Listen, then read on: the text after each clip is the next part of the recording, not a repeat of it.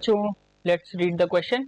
Question says the fossil bone has carbon is to carbon, that is 14 and 12 carbon ratio, which is 1/16 of that in a living animal bone.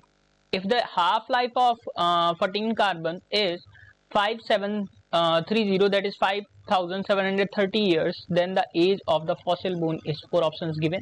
Option A says 11,460 years, option B says 17,190 years, option C says 45,840 years and option D says 22,920 years. बच्चों यहाँ पे बात करते हैं की concept की concept में हम बात करेंगे हाफ लाइफ की। तो हाफ लाइफ का बच्चों मतलब क्या होता है, जिस टाइम पीरियड में कोई भी जो भी मटेरियल है वो अपने आप का आधा हो जाता है। तो यहाँ पे जो रिलेशन गिवन है वो क्या गिवन है बच्चों, कुछ टाइम में वो अपने आप का कितना हो रहा है, उसका रेशियो कितना हो रहा है, 1/16 हो रहा है। सो बच्चों अगर हम n अपॉन n नॉट की बात करें तो वो कितना हो रहा है बच्चों, 1/16। और अगर हम n अपॉन n नॉट की बात करते हैं तो वो होता है बच्चों 1/2 into total time upon half life of the material.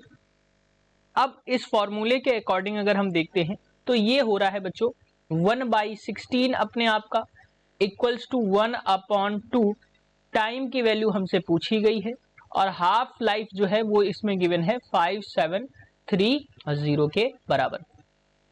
सो बच्चों यहाँ पे अगर हम t upon total half time जो है, हाफ लाइफ जो है वो 5730 ईयर्स है, तो उसको हम यहाँ पे लिख देते हैं। अब बच्चों यहाँ पे हमें कंपैरिजन करने के लिए दोनों तरफ पावर्स जो है 1/2 के पावर्स में रखनी होंगी। सो बच्चों जब हम यहाँ पे 1/2 के पावर्स में रखेंगे तो इसको हम कर देंगे बच्चों 1/2 और 2 की पावर रहेगी बच्चों 4, क्योंकि 2 की पावर 4 जो होता है उसका मतलब होता है 1/16 इक्वल्स टू ये आ जाएगा बच्चों 1/2 की पावर t अपॉन 5730। बच्चों दोनों तरफ बेस सेम हो गए हैं, पावर्स को हम कंपेयर कर लेंगे। तो जब हम पावर्स को कंपेयर करके लिखेंगे तो बच्चों यहाँ से जो हमें वैल्यूज मिलेंगी वो मिलेंगी t अपॉन 5730 इक्वल्स टू 4।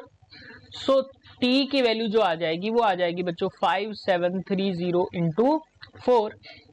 जब हम मल्टीप्लाई करेंगे तो यहाँ पे जो हमें वैल्यू मिलेगी वो मिलेगी बच्चों 22,920 ईयर्स के बराबर, यानी कि जो लाइफ होगी वो इसकी कितनी होगी बच्चों, एज होगी वो होगी 22,920 ईयर्स। तो बच्चों ऑप्शन डी जो है वो करेक्ट आंसर रहेगा।